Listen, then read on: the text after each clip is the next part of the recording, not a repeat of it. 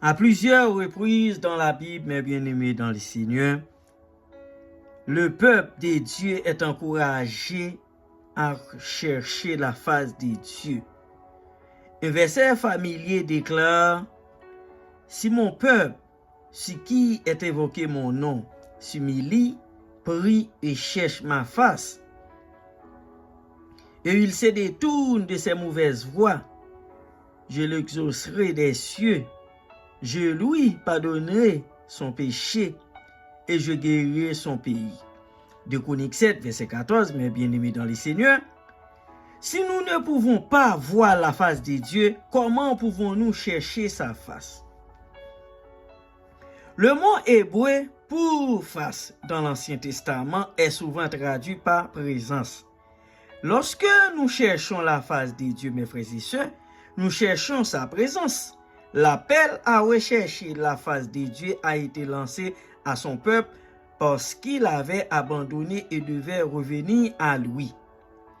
Le visage d'une personne révèle beaucoup sur son caractère et sa personnalité.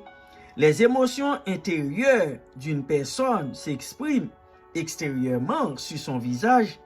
Nous reconnaissons une personne en regardant son visage.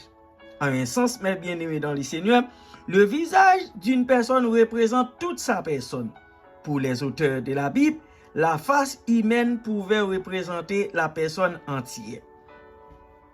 Dans le psaume 105, verset 4, mes bien-aimés dans le Seigneur, les fidèles de Dieu sont appelés à chercher continuellement sa face, même si nous n'avons pas abandonné Dieu. Il y a des moments où nous négligeons de le poursuivre. La face de Dieu, mes bien-aimés, son caractère saint est souvent obscurci par notre condition humaine et nos désirs charnels. C'est pourquoi le Seigneur nous exhorte à chercher continuellement sa face. Le Seigneur désire être notre compagnon constant dans toutes les expériences de la vie. Il veut que nous le connaissions de pas en pas.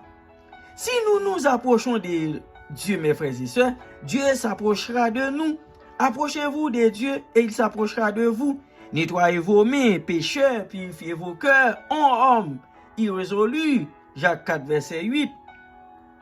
Lorsque nous nous approchons de Dieu, mes bien-aimés dans le Seigneur, dans la prière, nous cherchons sa face. Qui pourra monter à la montagne de l'Éternel, qui s'élèvera jusqu'à son lieu saint?